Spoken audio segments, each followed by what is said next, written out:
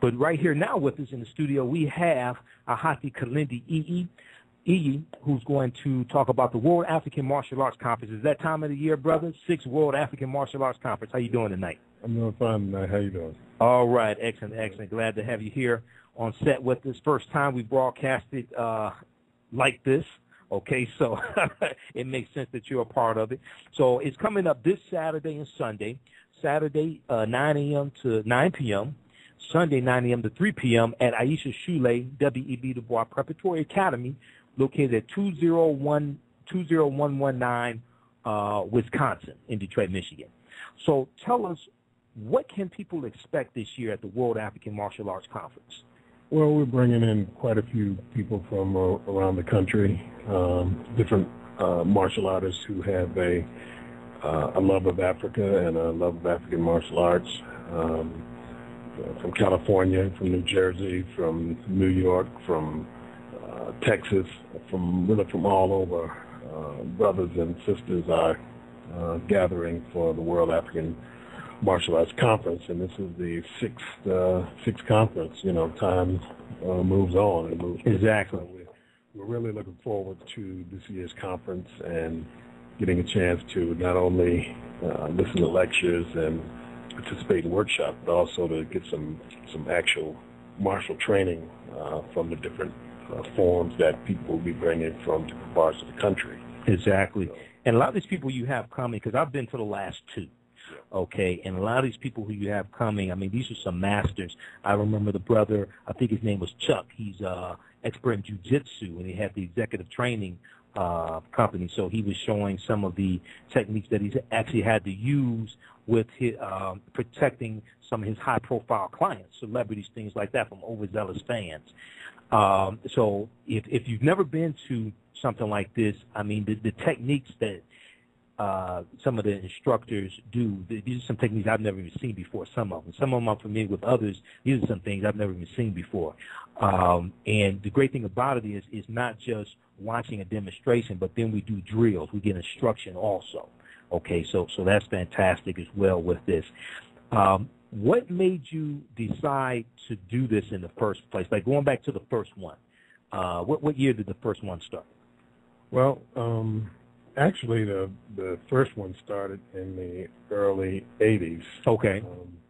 We would, this is kind of a revamping of the World African Martial Arts Conference. We used to have them down in Griffin, Georgia, on 280 acres, a place called African Paradise. Okay. And we would have the conference and workshops there over 3 days, and you know, that would be many of the instructors who have participated. Some have passed on to the realm of the ancestors. Others have moved on.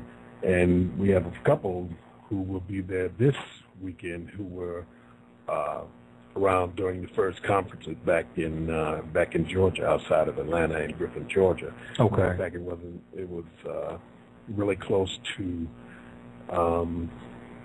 actually where Dr. York's place was. It wasn't really far from there. So it went back to the early 80s, 1982, 1983, and the like. Here, I think it was 2006 that we had the first one here at Aisha Shule, and it's been going on ever since. And we have not only scholarly presentations, but also, you know, roll around on the ground and punch and kick people and exactly. Like that. Exactly. Very hands-on. I think it's a good blend of actual training and participating in the arts that are being talked about in the workshops and lectures, and having them also to really document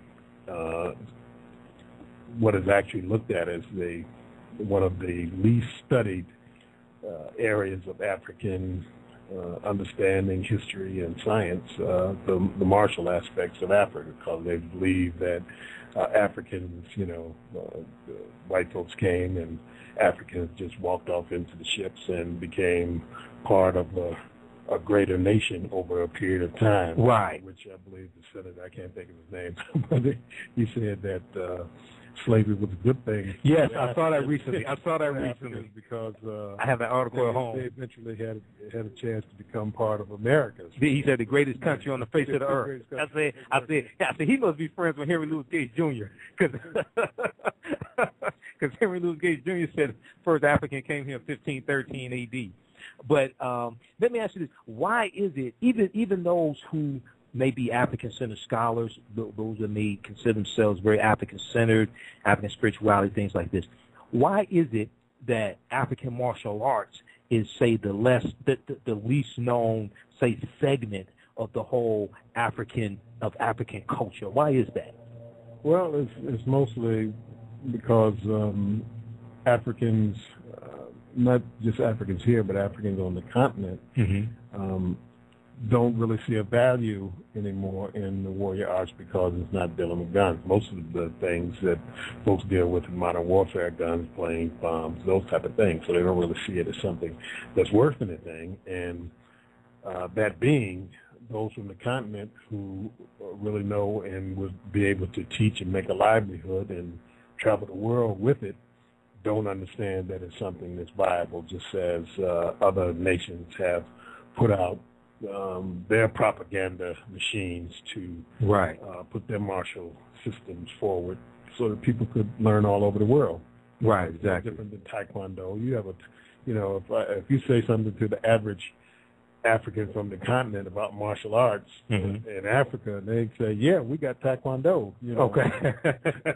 but they'll say that everywhere because Taekwondo was sent out to every nation. And that's Korea. That's Korean, Korea right? To eventually become an Olympic sport. That's what it was made for. So when people think of martial art, they think of Taekwondo, but Taekwondo is not really a martial art. Exactly. It's a martial sport that was created to be a sport to eventually become part of the Olympics. So, and you can tell by all the kicks and things like that, and you can tell that's not designed for combat. You can tell by that. Now, also, an aspect of the World African Martial Arts Conference is that it's open and you welcome women to come in also and participate as well. Is that correct? Oh, well, of course. Okay. Let's talk about that a little bit. What has been some of the responses that you've had from women who participated in the past, and maybe it was different, maybe this experience was different than other martial arts conferences they went to, things like that, but what was their response to it? Well, most of them hadn't went to any martial arts conference. Okay. But, I mean, it was a positive response because, sisters have the absolute right to protect themselves also, and since you can't be under a man 24 hours a day, or you can't hire a bodyguard. You have to be able to do some of the things yourself. You have to be able to protect yourself and your children when you're away from the man. Women, there were many great women warriors on the African continent. Exactly. This is just an extension of that. So it's very positive that the sisters are part of it, and we have a couple of sisters who will be participating, not as just people who are training, but also people who are lecturing and also will be heading some classes up. So really, so this time we're going to have some sisters who are doing lectures also. Yeah. Or like who? Give us an example. Jermon Miller Bay is one of the sisters who will be coming in. Okay. Doing a workshop. And what's her workshop on? Well, it's going to be female warriorship in Africa. It's going to deal with like the history of that, like Ya Santiwa, things like that. Okay, the archers, the Taseti. Well, those aspects of women war were more symbolic. Because I've never seen Ya Santiwa in battle garb. Yes. Actually wrestling around with somebody else. Right. She was more symbolic, a person to rally around. Right. But you had sisters who actually fought. And like Queen Nzinga, one of them, like Queen Nzinga of Angola. Well, actually, the in the Dahomey are the most famous women fighters who fought the not only other groups in Africa, Mm-hmm. but also the French, and they were their motto was conquer or die, Mm-hmm. and they were actually more intense and coordinated and fierce than the men. Mm-hmm. So. And what period of time are we talking about? Well, this period of time was during the actual colonial period. Okay, about the 1800s. 1700s, Mm-hmm. 1800s, and early 1800s, late 1700s, and things Mm-hmm. like that. Okay. You had these emerging kingdoms that had women warriors who were part of the military system. Okay. So the sisters definitely enjoyed participation in the conferences, and many are looking forward to coming Saturday and Sunday to That's fantastic. Boys Academy. Yes, 20119 Wisconsin Street in Detroit. And for more information, how can they find more information or maybe register for the conference? Well, you can register on the Tamarian website, which is www.tamarian.com. That's TAMERRIAN.com. There you'll find all the information you need to register. You can actually register on the WAMA page, World African Martial Arts page. There's also a phone number. You can call 313-622-4024 for further information or anything that you may want to ask as far as questions, things like that, further information, of course. Okay, excellent. And while we have Kalindi on the line, if you have a question, give us a call, 914-338-1375. That's 914-338-1375. Press number 1 key to put you in queue so we could bring you on the air. Now, you talked about the African warriors historically, and you talked about them fighting against Europeans. Now, I've talked about this on my show before and in some presentations I've done, but when Europeans tell the story about the transatlantic slave trade, they almost never talk about African warriors fighting back. Okay? Why do you think that is? Well, the one thing about the Europeans, they never really ventured into the interior. Okay. They basically stayed on the coast. Mm-hmm. Many of the Africans who were enslaved were already captured, many of them by other groups. Mm-hmm. The Dahomey fought the Yoruba. Mm-hmm. And so many times people want to say, well, the Africans sold their own people. Right. Like you went downstairs and got your grandson and said, okay, well, right. we need some beads or some rocks or something that the white folks can bring, and they just some gave rum. the grandchildren right. to the white people, and they marched them off, and they came to America, and of course we know the story. But mm-hmm. in actuality, what it was captured prisoners from another group whom they had animosity with or had been fighting, mm-hmm. whom they said, okay, well, these people, we captured them in battle. They're not my cousin or anything like that. They're somebody who we don't like. Right. So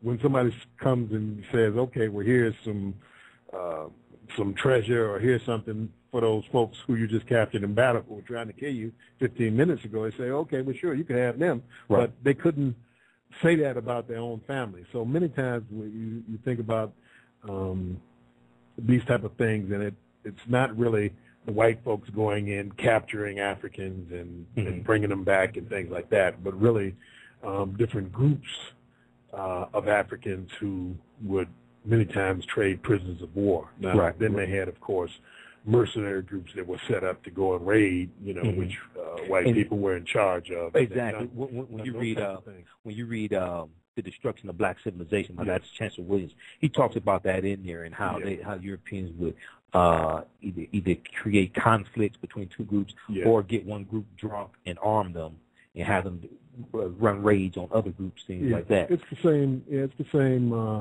thing that they did. Here with the French and Indian Wars, you would have the Mohawks would be put in conflict with the Ojibwa or whoever, one would be on the side of the French and the other would be on the side of the English. Right. And they would get them into conflict, and then, or look at historical enemies. Right. And use them as the fodder to be able to, move their ends forward as far as conquest and land and resource